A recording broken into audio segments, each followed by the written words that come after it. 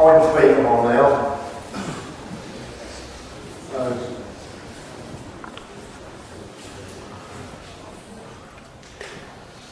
Right, this is my experience of iron feet. It will be totally the opposite from a lot of you here, but it's worked for me for several years now, so I just put my opinion over, you know, how I like iron feet shot, and then you can fire loads of questions at me later on. Yeah. Why I disagree with a traditional hunter style toe bend. Yeah. Well, there's nothing wrong with a torso bend. I just think it comes under the foot too much. Yeah. Well, chewing under the toes on hunters, in my opinion, does not reduce front shoe loss. If anything, it increases iron shoe loss. You'll have to read them questions a couple of times before it sinks in. I think I've read them about 20 and I'm just about getting used to them. But in my opinion, this is what I want to put across. Yeah. That one there. When the toe is pushed down, it becomes weak and then spreads the shoe. What I'm trying to explain to you is if you shoe hunters too far under the toe, yeah, the actual toe of the shoe is not resting on the hoof ball. And then if it gets half worn out, it becomes weak and collapses, the shoe does, and then it spreads. Yeah. The typical under-iron shoe fit is to pull the shoe back under the toe. If the shoe is pulled back too far, the shoe is not resting on the hoof ball, which is the strongest part of the foot. I think the strongest part of any foot is the toe. Yeah, you'll never get a toe of the shoe that you don't put a nail in, or put a strong clip onto, or put a good roll toe in. Yeah, it's always the strongest part. So I try and put steel all the way around the strong part of the foot.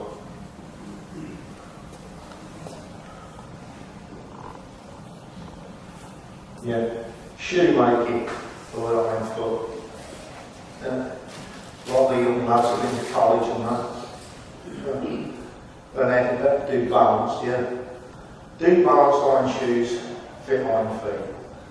Well, I don't think they do. Yeah. Never have done, never will. Yeah. Yeah. Does the iron shoe have to be longer outside and shorter in? Yes, it does. Yeah.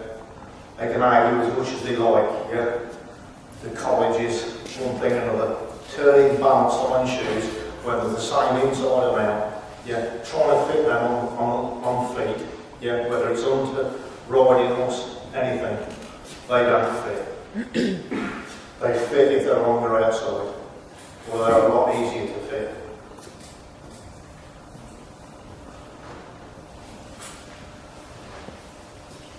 Yeah, I'll just run through, yeah, how I make an iron shoe. And this is the way I teach all my lads. I've done for years. All the apprentices have been taught this way. You know, get them to do toe bends first, like that. You know, it's sort of a rounded toe bend rather than a square toe bend. Yeah. And notice, you know, the distance, yeah, how much shorter the inside is to the out. You must remember that on the inside, you're putting a little bit more work in on your inside branch when you run the edge over and make it nice and sweet. Outside branch turn, yes, how much longer it is, yeah. Toe bend as well, nice and rounded rather than dead square. Yeah, if there's a shoe bent, yeah, a little bit of tape on it, just safety more than anything. I don't put really slope heels on the inside of the hunters behind. I just put like a general riding horse heel on them really. Yeah, the only time I'll perhaps sweeten it up a bit more than that, perhaps if they're brushing a little tiny bit, but I find that's quite adequate. The only time I've gone more severe than that, if some competitions we do, yeah, they do like a fit on the inside. and then at the competition I might put a slow knee on, yeah, and then you'll fit it, like penny on a penny really.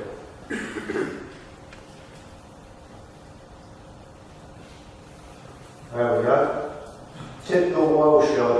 Well, typical Welsh shot, second with the toe. Somebody's in this room has actually shot this horse. Yeah. Lovely job. Yeah. 95% you'd be prepared to do a job like that on a concept. Yeah. The only thing I'm questioning, yeah, is that. Nothing else. Yeah. Whether that's necessary or not. But this type of shoe is work, this practice for longer than I've been stood on the planet, perhaps. Yeah. Stood, when he was on about stood early on, just that's all I do. Yeah. Basically put one just there. Yeah. That's been punched in. Yeah, 5-6 cents punch stood. I sometimes drill a little tiny 4mm pin in just there, something like that. Yeah.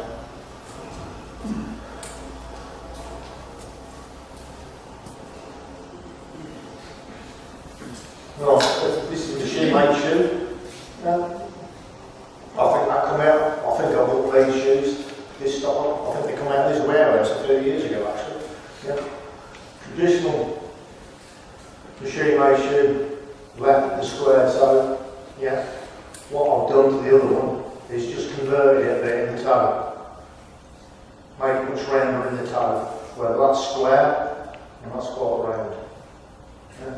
And with just wearing it off a little bit, I seem to push it a little bit to the outside, so I've got a little bit more length outside. Yeah, makes it a little bit easier to fit. And there's that same shoe on the foot there. Notice that, yeah, very little overhang in the toe, or minimal.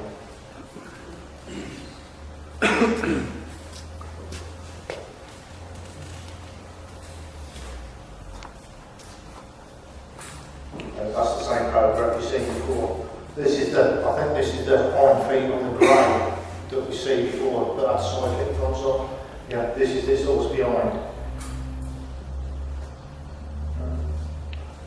I only go 3 and 3 a lot of the time. It's got a little bit of length on it. Yeah, always give me iron feet a little bit. Yeah, just it looks nice. If you do, if I get a lot of lost going shoes, I will, sort that out a bit. Perhaps not give them quite so much, but I find we don't get many lost going shoes, so I do give them a little bit. I notice got a good line, but not much overhanging in the toe. Yeah. Well, I'm going to have a lot of questions later on about this, but it's worked for me for years, I'm quite happy with doing it. The way I do them behind, I might even get a few more lost front shoes. Yeah, but I can accept that. But I think I'll get a lot less problems with them shoving the shoes back under the feet and spreading. So it's what you want in life. Yeah, it's just a theory. Yeah. So another thing that we want to show, that's only perhaps a 13-inch foot, and that's got 7-8 on it. Yeah, it's a strong section. Yeah, going to do a lot of work. You put 3/4, 7/16 on a foot like that, or even 7/8, 7/16. They don't last very well. They soon wear them out.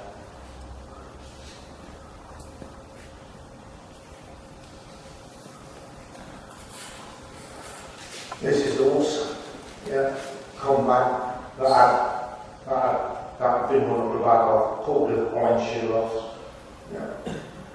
And still, I think that this was done quite early in the day.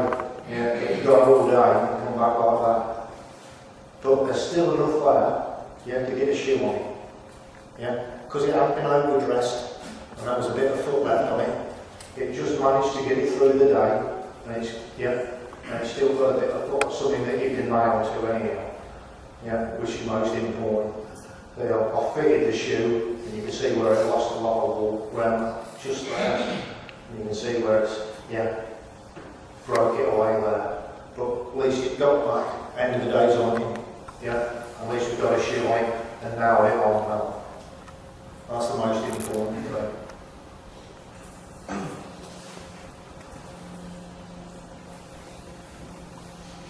Yeah.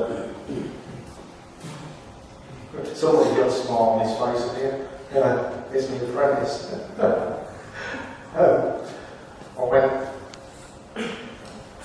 went in between Christmas and New Year. The lad had been out and done this horse about 10 days before. And it lost a shoe. They pulled it in. Looks at it. This is the inside. Yeah. It shoved the shoe back under the toe. Yeah. You see where the clip was. It shoved it back under. Yeah. Shoved it out the back. And yeah, it's made it do very wide inside. It pushed the shoe back right underneath the toe. But like I said from the beginning, this is experience. Yeah. You learn from these mistakes. Yeah. And try and correct them. Yeah. Hopefully he's learned from that mistake. You want to do it again? Yeah.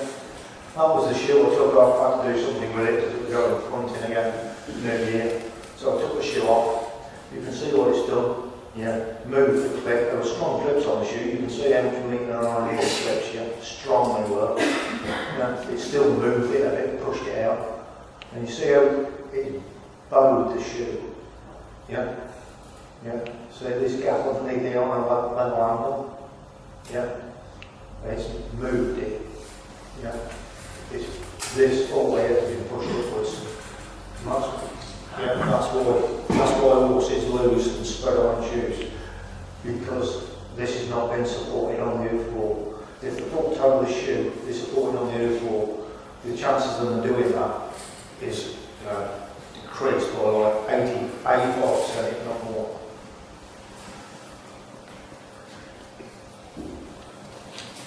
Yeah. Set toes on the shoes. Set toes on will reduce them from being pushed back. Why is the big thing? Push back. If you can stop high shoes from being pushed back, yeah, you will stop them spreading, coming up, losing them. Yeah. The most common reason high shoes also lost. Also, it makes the shoe become stronger. Yeah.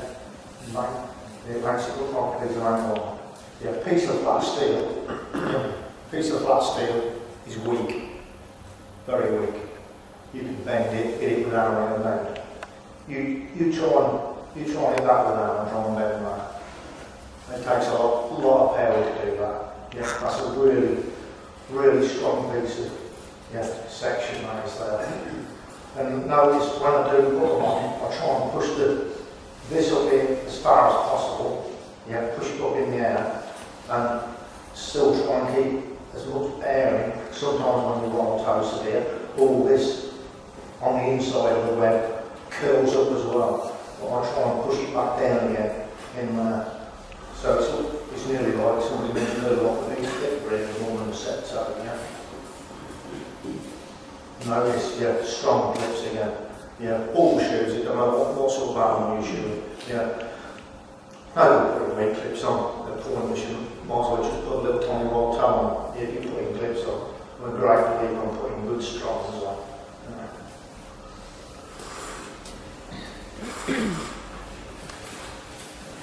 The application of the set toe. Also you can see it's dragging its toe a bit here and here. Yeah.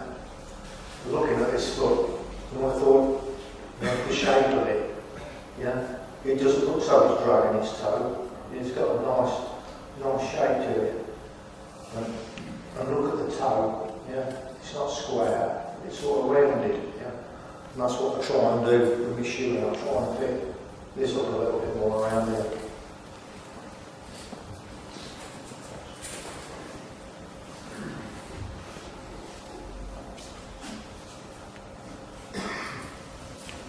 That's the set toe, that's on the There's very little hoof wall puncture. Burnt it right into the hoof wall, in the strongest part of the foot, burnt it right in there. So when it goes on the toes there, it's just pushing it back up into the hoof wall. Stop it spreading and pushing it back. Right. See, that shoe was turned, right off centre, and it still looks quite balanced across the back then. It doesn't look short inside at all when you look at it. Well, that shoe was perhaps turned nearly half an inch off centre. If you imagine if you turned it balanced, this inside he'll be out there somewhere. Makes them very difficult to fit.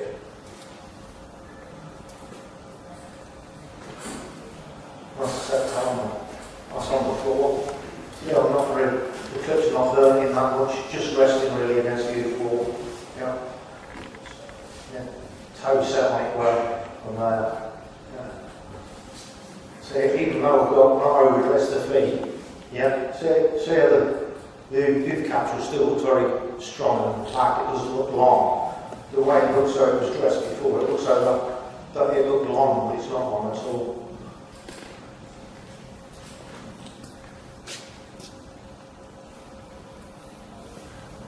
There we go. Going back to some of your front big questions, not everyone has to be shot with tight heels.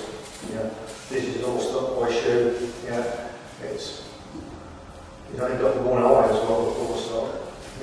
But he's got really weak, horrible flat feet. Got a strong number 4 on it. I'll set his toes in front. And just pull them back and you can see the landing poking out the front here a little bit. Especially on that one, on the inside toe. I drag them back as far as I can. Nail back, use the back 3 nail arms, set the toe a little bit, and you can see that this all goes on here with a big bloke on as well. Don't know whether it's a good rider or not, but this obviously keeps these shoes on. He's got bit inside and out. He's got a bit of width. That horse, if you shove that on the stall, it would go away. That won't last 5 or 6 weeks. So what you've got to look at is that not every horse is the same. You've got to vary your styles on different horses. You go out on that one. This is it behind. It brushes really bad as well. So just got a trailer on the outside. And believe it or not, I would to treat that horse. It just slows it down a little bit, it hits this, and it just pulls it down and it does stop him brushing. And that horse is, it's got a bit of hook up the inside as well, but that has helped him when he's brushing the problem. That's got a little bit. All my iron shoes, whether I set the toes or not, I nearly always set them up a little bit into the foot, just to rest them on the hoof wall.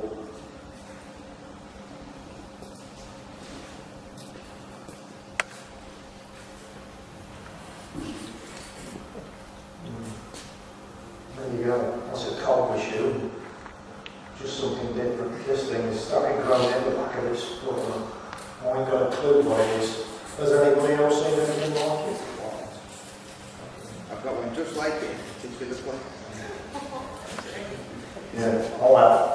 Has anybody seen anything like that? No, I haven't. It's just a Cottam shoe. It's about 16-1, and it started off with just like one of these popping out the back of its balls at its heels, and now it's massive one. They're sending tests away and one thing and another looking at it, but I still don't think that's just there. But all this, it was just, I did slip when I was doing it from one day. Okay, I can assure you this bleeds a lot. I was nicked in it, no end of what I tell you. All this, that's a sensitive. But it was a set of shoes there every 6 weeks. So it's going up the road and doing some work, so it's not affected it that much.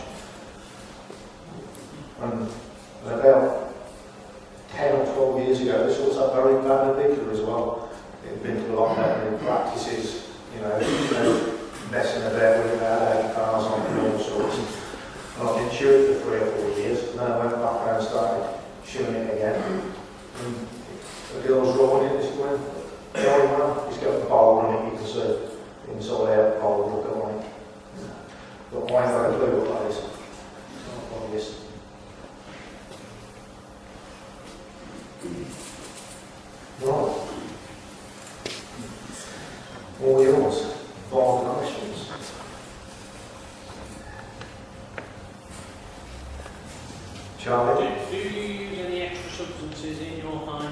shoes to preserve the life of them. So No, just I don't. ordering one hard steel weld. I never have done. Yeah, absolutely. Used to when I was at Baby's, we used to put hard racing rods in the toes of them. Yeah, just perhaps 2 or 3, that's all. But no, normally I don't. Do you? We do, yeah. Yeah, all of them or? No, but several of them. Yeah. Particularly because not all horses are the same, but commonly they'll wear the hind out first. And so we'll use a little bit of hard steel in the toe of the hind shoe, just 2 little dabs of like an 860 grain rod, something like that, 1000 grain maybe, and that'll preserve the life and you'll get 4 weeks. Right, yeah, so you'll do the set rather than that. Yeah, instead of 2 you might get 4 weeks like that. Yeah, yeah. Well, that's what I mentioned earlier, that's if you can go on yard every week and do what if you need to do it, if you don't, it goes next week. Yeah, that doesn't make a lot of difference. Yeah, but I've not had any that's worn in the last few years that I've worn that hard. But if I did get some, I would put it in. Yeah. And so you put one stood in the back? Yes. Unbalanced? I don't think so. No. Why would it unbalance it?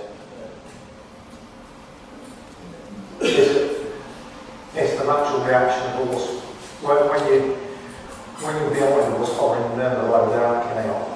Whether they got 2 studs in or one at all, they've got that natural. They've got that natural gait anyhow. They always twist. Yeah. I've noticed, you can put them in even. Yeah, it depends on the rider as well.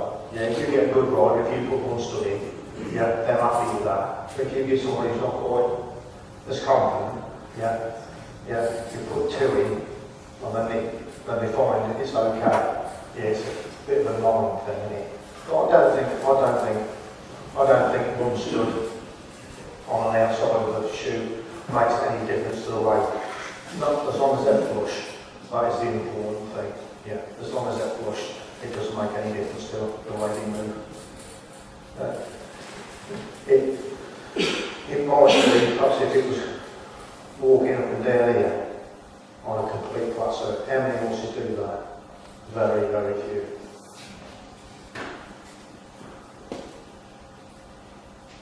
Any more? Oh, I can't believe there's not many questions about it.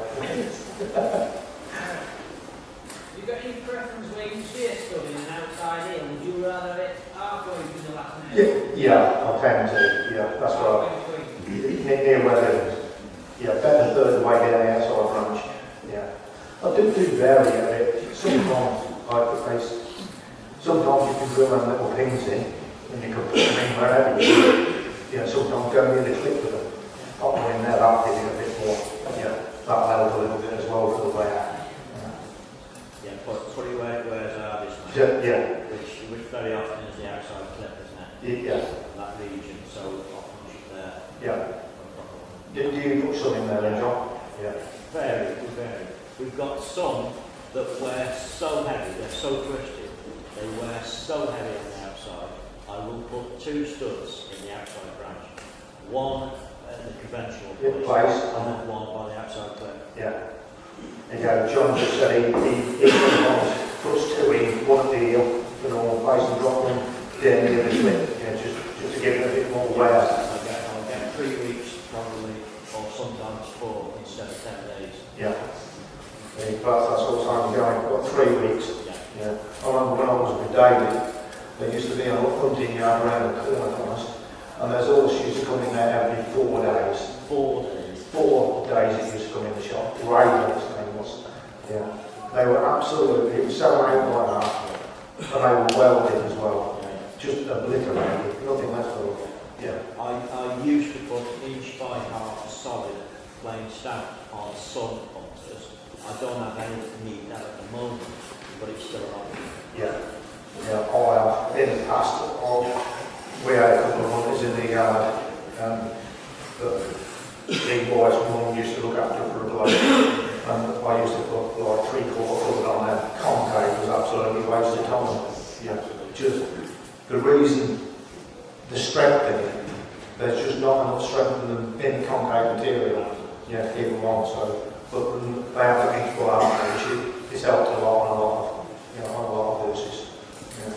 It was that who used to make Colkin wedges flats after 6 weeks. Used to drive over the motorway bridge to get to the cove. Yeah, it was on farm, yeah. Colkin and wedges, they were flat, weren't they? 6 weeks down the line.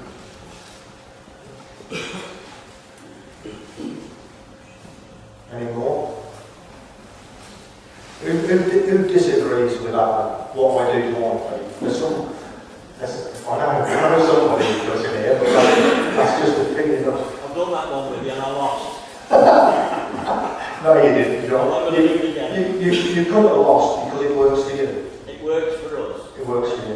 And it helps with the overreaching problem. Especially where you've got indifferent riders, shall we say. Yeah. And they'll throw them into a big edge and ditch in all sorts of different fashions. And the horse slams the brakes on, and then it jumps like cat leaping. You want to be out. I've ridden, I've hunted, I've been with them, and I was appalled by the way some horses were ridden. But you still kept shoes on and you still stopped them overreaching. And that's how I did it. Yeah. I took a lot of slides to do this. Do you want the overreach? No, definitely not. I just want to talk about that. I took a lot of slides, and I went one day, one of them it really overreached really bad. Then you start questioning your theories. Would that horse have overreached as bad as that if I shot more like John than what I do? I don't know. That's a question you have to find out yourself. There we go. We had overreached back, you know. Yeah. But do you, even if you overreach that bad, the wall, even if they hit themselves with the wall, they'll still do a lot of damage to themselves, I think. Yeah. It's the steel that causes this serious injury. Yeah, for sure. Yeah. Precisely. Yeah. But you've got to wear blade one against the other. What I've done with mine is because they don't push shoes back, yeah, they don't spread shoes, so they don't cut themselves up. You know, if you get a spread shoe and they're out running behind, they're going to cut themselves to bits behind. So perhaps what I lose on my front feet, I might gain on my back feet a little bit. Yeah, just about somebody here. Time some of the lads come back from college fit the inside of the hind feet too wide. You know, put your hands up, you know, and you're fed up with it really. Yeah, you spend months and months trying to teach these lads, you know, and fit inside an island, you know, and when they come back from college and it looks just like the end, you can't tell the difference. Yeah. Coming back to the point about the Yes.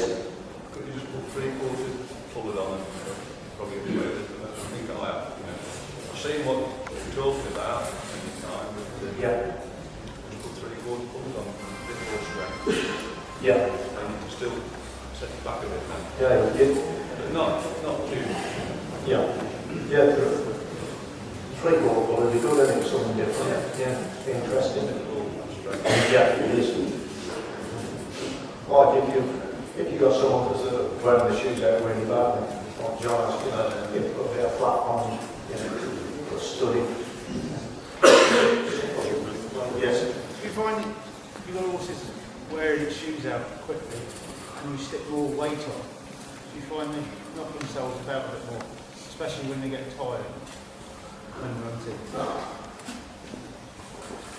No, not really. I can imagine perhaps 40% of the day that the horses are out hunting, I should imagine they're tired. Yeah? So if they was knocking themselves there for 40% of the day, they'd be going away and cutting themselves really badly, or injuring themselves badly. But I don't find that.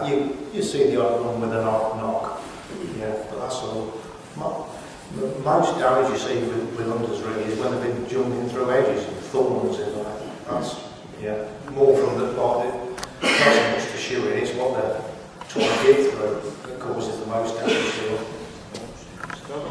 Look over it's the Great Western Railway Yard in Paddington, and they did an experiment on horses that were wearing shoes. It was 1896, and they reduced the weight of the shoes on horses that were wearing them out quickest by a third. And they found those horses didn't wear those shoes out so quick by reducing the weight by a third.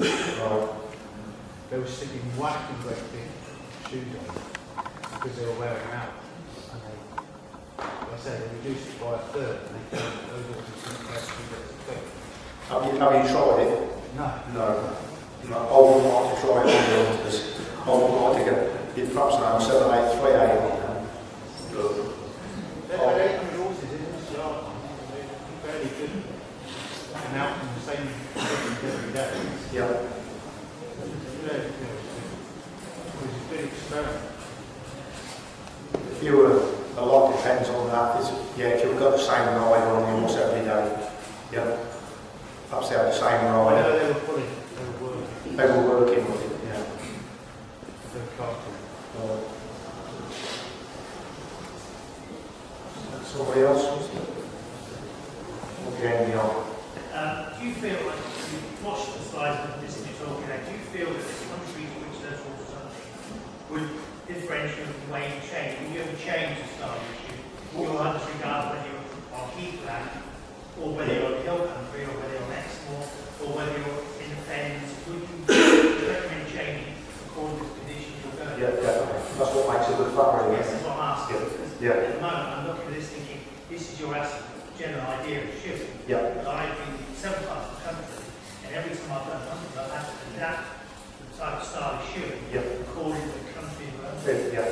It's a lot different down Devon. That's right. With the stagnant thing. Yeah. It's a lot different in the fen. Yeah. That's what I'm saying. So, people look at this, we assume most people would recognise that. I'm just trying to put a point forward. Yeah. But it's not Good only point. one way of doing it, depending on where you are, you have to also your technique. Yeah. So you've got to find a good shoe. Yeah, there's a lot of different terrain they're hunting in. Yeah. So it just, some horses, you'll get away, perhaps what people saying, with a lot of shoe on, because they're perhaps not on the roads, because a lot of hunts now have to go on the road a lot, just to get from place to place where they're hunting, they're not staying on soft ground all day, they're interrupted all the time, especially in Cheshire, they're on the roads, then they do a bit of hunting on some grounds, and then they have to go again, it's like stagnant. I spoke to some Eric Lawrence, who's a shoe.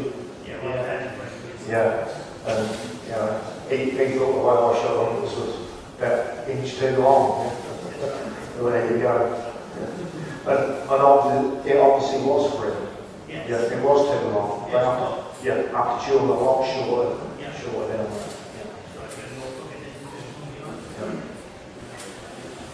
I was just going to say that hunters don't just lose shoes when they're hunting either. They lose them, hind shoes, when they're on exercise, and that's through riding and leading. Yeah. And like the gentleman said before about the way the apprentices are taught to college to give length and width, then they start shooting the hind feet like that and come back to work. Then in August, when they start exercising the hunters, the horse that's been led treads on the heels of the horse that's been ridden and lifts his own shoes up straight away on the road, which is not helpful. So you do need, like your demonstration before your podcast earlier, That's why they your do apprenticeship need to never be ends. sweet and hanging on the panel. Yeah. I know, that's why your apprenticeship never ends. Might have a bit of paper that says you can shoe horses Joe Long, but everybody has to do in every case, and every horse, and every rider, and every condition, the owners is distributed to that horse. It doesn't matter how good you are, even I still learn things off the apprentices. Every apprentice I've had for the last 10 years have always learned something off. We said about doing VA earlier on, at the end of the day, to find somebody who's got, let's say, a skiing accident person, riding a horse, the horse is walking on a cambered road, wearing out the shoes on the car. You know, they've got one stirrup 2 inches higher than the other, leaving it 45 degrees like they're riding a motorbike. It's all the thing, isn't it? We're looking at everything. Yep. Anybody else? Sorry?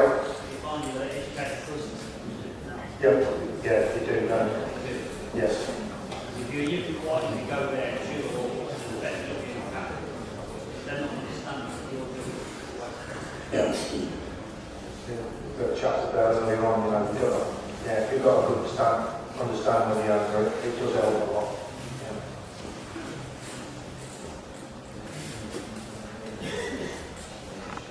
Right, is that it?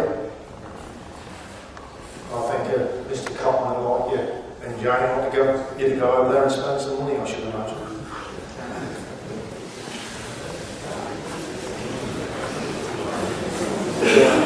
Right.